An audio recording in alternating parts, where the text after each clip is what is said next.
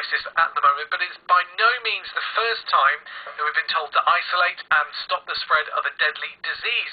Wiltshire has seen hundreds of years of doing this, starting in the 1300s with the Black Death.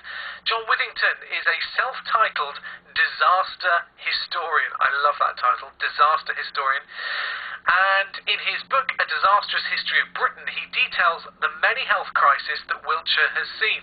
So I spoke to John about the renewed interest in this history, given the current circumstances. It has. There has been a revival of interest, as you would imagine. And it's also made me look back at the evidence that I was looking at when I was writing the book. And I suppose this is how history works, isn't it? That in the light of new experiences, we look at the past in a slightly different way. And it has been very interesting, I must say, to read back the things I was reading probably about 15 years ago now. And I suppose little things do strike you. So we hear a lot, for example, don't we, about following the science. That's one of the things that we hear an awful lot about. And so if you'd been a politician at the time cholera first appeared in the 1830s, well, there'd have been two lots of science. One lot of scientists would have said cholera is passed by contagion, by people touching each other, and another lot of scientists would have said, no, it's not.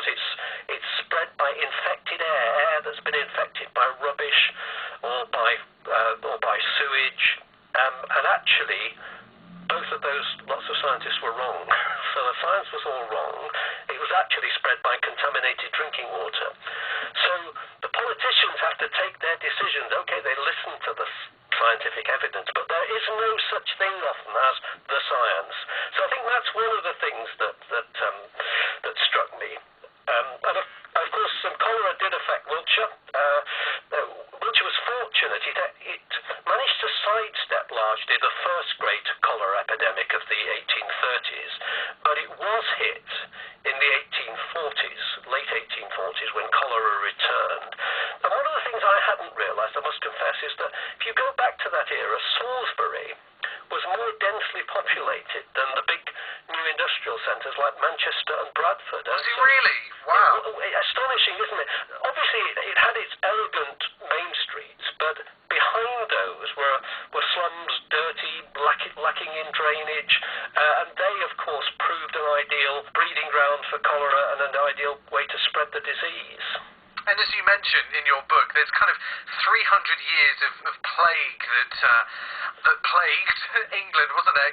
The Black Death being the first of those, and Wiltshire was quite heavily affected by most of the plagues over the 300 years.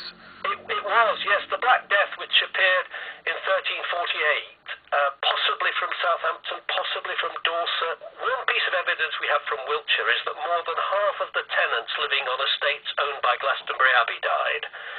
And as you rightly say, it wasn't just the Black Death. Plague kept returning for about the next 300 years. And Caen was hit in 1565 and 1569. Salisbury hit again 1579. And then in the 17th century too, plague kept returning. And a bit like coronavirus, plague didn't only damage people's health, it also damaged the economy. So, for example, weaving was very badly hit in Wiltshire.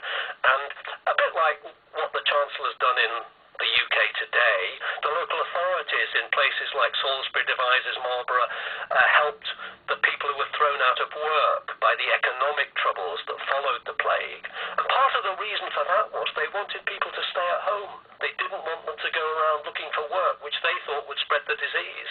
So this idea of self-isolation very much there in plague times. Indeed, and during the 1625 plague, Salisbury actually mounted a 24-hour watch around the city to try to keep out visitors from London, where plague was already raging, but it wasn't totally successful, as 370 people died from the disease.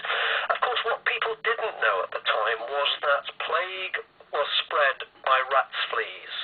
And so, okay, even if you keep people out, you're not necessarily keeping the plague out. So just as with cholera, we didn't know all the answers as to what was spreading the disease, and that made measures taken against it not always effective. I find that so interesting. I love that kind of stuff, just how we dealt with disease diseases, plagues, pandemics in the past, and what we can learn from that as well. There's John Withington, writer and historian, with his book A Disastrous History of Britain, which details the many health crises that Wiltshire has seen over the last 1,000 years. And in our second part, coming up a little bit later on, we find out how one plague outbreak caused Salisbury to effectively become the capital of England. It's true, and it's on the way a little bit later on.